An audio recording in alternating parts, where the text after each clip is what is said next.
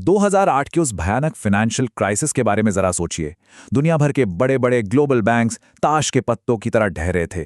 पूरी वैश्विक अर्थव्यवस्था सदमे में थी और हर जगह बस एक ही सवाल गूंज रहा था कि हमारे गाढ़े पसीने की कमाई को सुरक्षित रखने वाले इन बैंकों को आखिर कौन बचाएगा। और यहीं पर एंट्री होती है बेसल नॉर्म्स की। ये वो इंटरनेशनल रूल्स हैं जिन्हें पूरे ग्लोबल बैंकिंग सिस्टम को डूबने से बचाने के लिए एक ढाल की तरह तैयार किया गया है। लेकिन ये बेसल 1, बेसल 2 और बेसल 3 के बीच वास्तव में क्या डिफरेंस है? आज के इस एक्सप्लेनर में हम इन कॉम्प्लेक्स बैंकिंग रूल्स को बहुत ही सिंपल भाषा में डिकोड करने वाले हैं। बैंकिंग, फाइनेंस और सीए की तैयारी कर रहे सभी एस्पिरेंट्स के लिए ये एक परफेक्ट रोड मैप होने वाला है। एजेंडा बिल्कुल क्लियर है। हम कवर करेंगे बेसल नॉर्म्स की आवश्यकता, बेसल 1 के बुनियादी पूंजी नियम, बेसल 2 के 3 स्तंभ यानी 3 पिलर्स, बेसल 3 की अंतिम ढाल, इन तीनों बेसल नॉर्म्स की तुलना और अंत में भारतीय बैंकिंग में इनका महत्व। तो चलिए शुरू करते हैं। सेक्शन 1, बेसल नॉर्म्स की आवश्यकता, बैंकिंग के साथ समस्या। सबसे पहले एकदम बेसिक बात समझते हैं। देखिए, बैंकिंग के बिजनेस में हमेशा एक रिस्क रहता है। बैंक आम जनता का पैसा जमा करते हैं और उसे आगे लोन के रूप में बांट देते हैं। लेकिन क्या होगा अगर वो लोन वापस ही ना आए? इसी को तो डिफॉल्ट कहते हैं। जब बैंक को ऐसे फाइनेंशियल झटके लगते हैं तो उसे क्रैश होने से बचाने के लिए एक शॉक एब्जॉर्बर की जरूरत होती है, और वो शॉक एब्जॉर्बर है बैंक की अपनी कैपिटल या पूंजी। अब सवाल यह है कि इन ग्लोबल रूल्स की शुरुआत कहां से हुई? बात है 1974 की, जब जर्मनी के हर्स्टैट बैंक का अचानक लिक्विडेशन हो गया, जिसने पूरे ग्लोबल बैंकिंग सिस्टम को हिलाकर रख दिया। इस घटना के बाद ही G10 देशों के सेंट्रल बैंक्स ने मिलकर स्विट्जरलैंड के बेसल शहर में बैंक फॉर इंटरनेशनल सेटलमेंट्स यानी BIS के तहत एक कमेटी बनाई। इस बेसल कमेटी का एकमात्र ऑब्जेक्टिव था ग्लोबल बैंकिंग सिस्टम को किसी भी हाल में सेफ और मजबूत बनाना। पूरे बेसल फ्रेमवर्क की फाउंडेशन बस इस एक फॉर्मूले पर टिकी है, जिसे कैपिटल एडिक्वेसी रेशियो या CAR या CRAR कहा जाता है। इसे बहुत ही आसानी से समझते हैं। मान लीजिए, अगर कोई बैंक ज्यादा रिस्की लोन दे रहा है तो उस बैंक को सेफ्टी कुशन के रूप में अपने पास ज्यादा कैपिटल रखनी पड़ेगी। ये बिल्कुल वैसा ही है जैसे अगर कोई बहुत हाई स्पीड पर गाड़ी चला रहा है तो उसे बेहतर और मजबूत एयरबैग्स की जरूरत पड़ेगी ही पड़ेगी। अब ये नॉर्म्स कोई एक रात में नहीं बन गए थे। ये एक एवोल्यूशन है जो कई ग्लोबल फाइनेंशियल झटकों और सुधारों के बाद आगे बढ़ा। 1988 में बेसल 1 से शुरुआत हुई, फिर फाइनेंस की दुनिया बदली तो 2004 में बेसल 2 आया। लेकिन 2008 के क्राइसिस ने पूरी तरह साबित कर दिया कि पुरानी व्यवस्था फेल हो चुकी है, और इसके नतीजे में 2010 में कहीं अधिक पावरफुल बेसल 3 रूल्स लागू किए गए। आगे बढ़ते हैं। सेक्शन 2, बेसल 1, बुनियादी पूंजी नियम, पहली ढाल। 1988 में जब बेसल 1 को पेश किया गया तो यह बैंकिंग सिस्टम को सिक्योर करने का दुनिया का सबसे पहला बड़ा कदम था। उस समय इनका पूरा फोकस सिर्फ और सिर्फ एक ही चीज पर था, क्रेडिट रिस्क, यानी अगर उधार लेने वाला पैसा न चुका पाए तो क्या होगा। और यहीं पर एक मैजिक नंबर सेट किया गया, 8%। ये रिस्क वेटेड एसेट्स के मुकाबले मिनिमम कैपिटल रिक्वायरमेंट थी। आसान भाषा में कहे तो इंटरनेशनल लेवल पर ऑपरेट करने वाले हर बैंक को अपने रिस्की एसेट्स का कम से कम 8% हिस्सा अपनी कैपिटल के रूप में सुरक्षित रखना अनिवार्य कर दिया गया। लेकिन समय के साथ बैंकिंग बदल रही थी। सेक्शन 3, बेसल 2, 3 स्तंभ यानी द 3 पिलर्स, अपग्रेडेड ढाल। साल 2004 आते आते बैंकिंग बहुत कॉम्प्लेक्स हो गई थी, इसलिए बेसल 2 को लाया गया, जो एक बहुत बड़ा अपग्रेड था। इसका मेन गोल था रिस्क के एक बड़े दायरे को कवर करना। बेसल 2 को 3 मजबूत पिलर्स पर खड़ा किया गया। पिलर 1 तो बेसल 1 की तरह ही मिनिमम कैपिटल रिक्वायरमेंट्स की बात करता है। पिलर 2 है सुपरवाइजरी रिव्यू, जिसका सीधा सा मतलब है कि सेंट्रल बैंक्स अब कड़ी नजर रखेंगे कि कमर्शियल बैंक अपने रिस्क को सही से मैनेज कर रहे हैं या नहीं। और पिलर 3 है मार्केट डिसिप्लिन, जिसने बैंकों को मजबूर किया कि वे अपने फाइनेंशियल रिस्क और कैपिटल रेशियो से जुड़ी सारी जानकारी पूरी ट्रांसपेरेंसी के साथ पब्लिक करें। बेसल 2 की सबसे खास बात यह थी कि इसने पहली बार माना कि बैंकिंग में खतरा सिर्फ लोन डिफॉल्ट का नहीं है।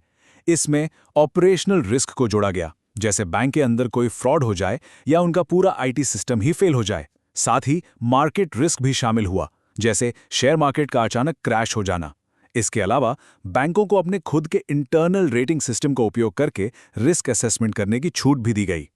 सब कुछ सही लग रहा था, लेकिन फिर 2008 का वो भयानक क्राइसिस आ गया, इस क्राइसिस ने पूरी दुनिया को दिखा दिया कि बेसल 2 में भी भारी कमियां थीं। बैंकों ने ऑफ बैलेंस शीट पर बहुत ज्यादा लीवरेज या आसान शब्दों में कहें तो अत्यधिक कर्ज इकट्ठा कर लिया था। कागजों पर सब कुछ एकदम परफेक्ट दिख रहा था, लेकिन हकीकत में बैंकों के पास जो कैपिटल थी उसकी क्वालिटी बहुत ही खराब थी। और जब असली संकट आया तो ये बेसल 2 की ढाल पूरी तरह से टूटकर चकनाचूर हो गई। इसी तबाही से निकला हमारा अगला चैप्टर, सेक्शन 4, बेसल 3 अंतिम ढाल, संकट के बाद के सुधार।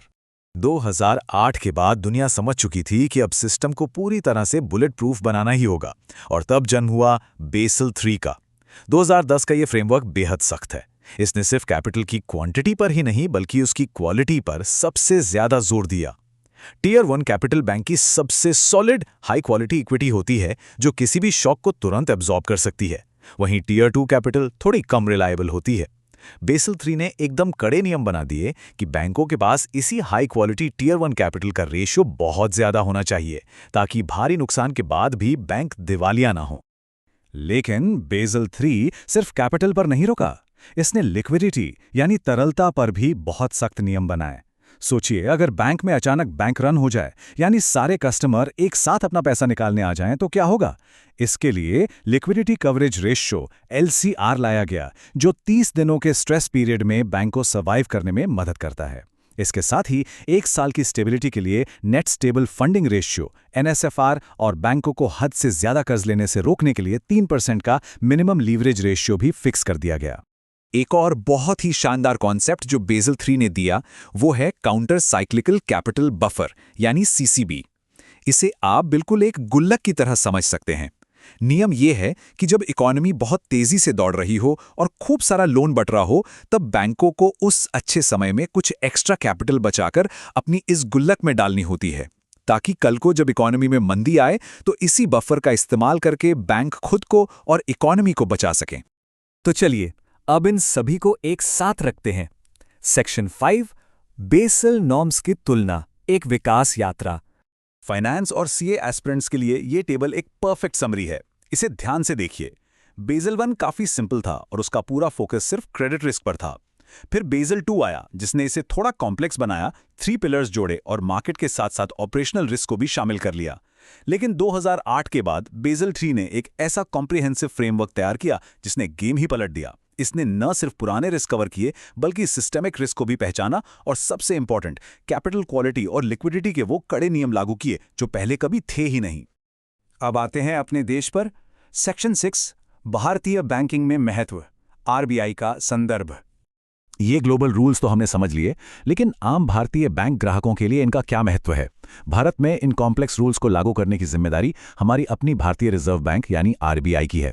और RBI का काम करने का तरीका बहुत ही शानदार है।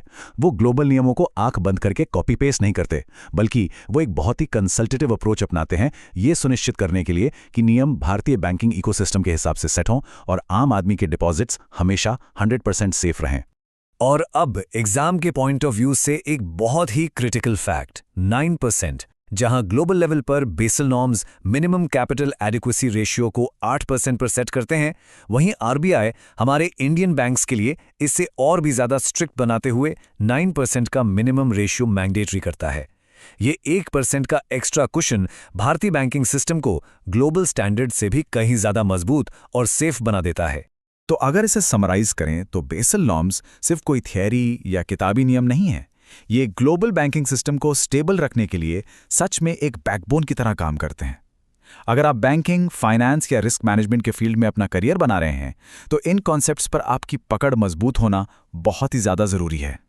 और इसी के साथ हम इस एक्सप्लेनर के अंत में आ गए हैं, लेकिन जाते जाते एक बहुत ही सोचने वाला सवाल। आज जिस तेजी से डिजिटल बैंकिंग बढ़ रही है, साइबर रिस्क सामने आ रहे हैं और ग्लोबल इवेंट्स बदल रहे हैं, उसे देखते हुए क्या दुनिया को बहुत जल्द इन नए खतरों से निपटने के लिए एक बिल्कुल नए बेसल 4 की जरूरत पड़ने वाली है? इस बारे में जरूर सोचिएगा। अगर आज के इस एनालिसिस से आपके कॉन्सेप्ट्स क्लियर हुए हैं तो बैंकिंग और फाइनेंस के ऐसे ही बेहतरीन कंटेंट के लिए लाइक, शेयर और सब्सक्राइब करना बिल्कुल ना भूलें।